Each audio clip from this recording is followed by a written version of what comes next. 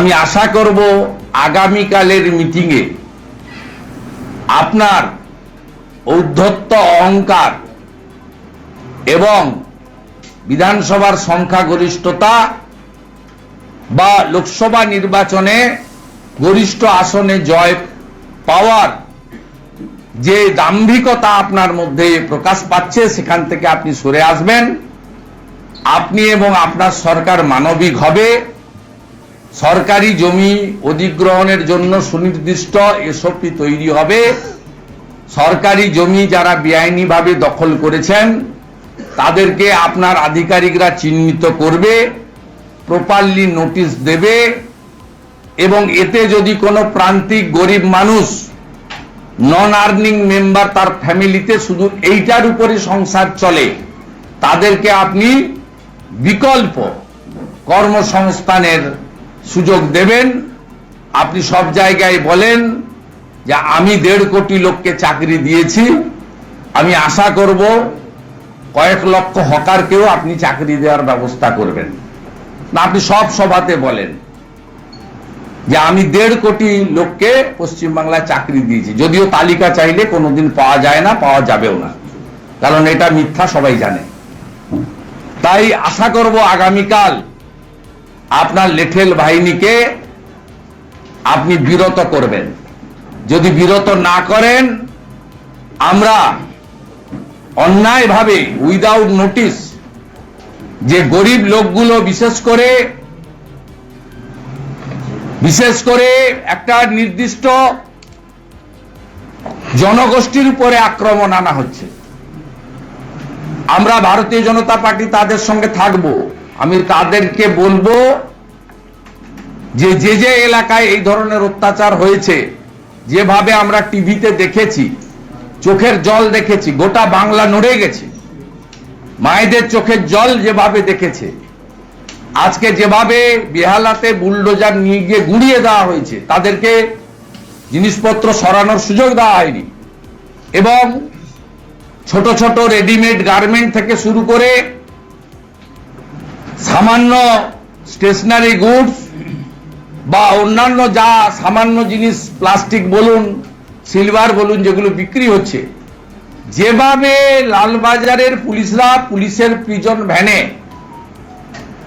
যেভাবে অন্যায়ভাবে তুলে নিয়ে আসার ছবি দুদিন ধরে প্রকাশিত হয়েছে, এটাকে হকার উচ্ছেদ বা জনগণের স্বার্থের কাজ বলা যায় না।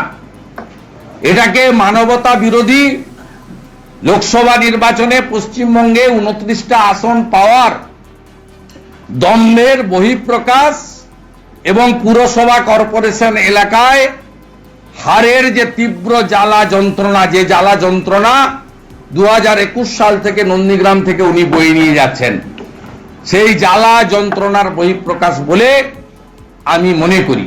সেখানে পশ্চিমবাংলার জনগণকে, সমস্ত ধরনের মানুষকে, এলাকার ক্লাব, প্রতিষ্ঠান, জনপ্রতিনিধি, বিজেপির কার্যকর্তা, তাদের সকলকে আমি অনুরোধ করব বিরোধী দলনেতা হিসাবে বাধা দিন।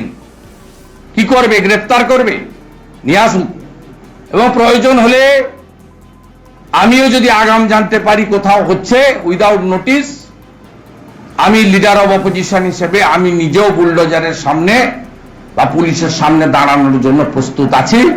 আমার কলিগ এমএলএদেরকেও একইভাবে আমি আহ্বান করব।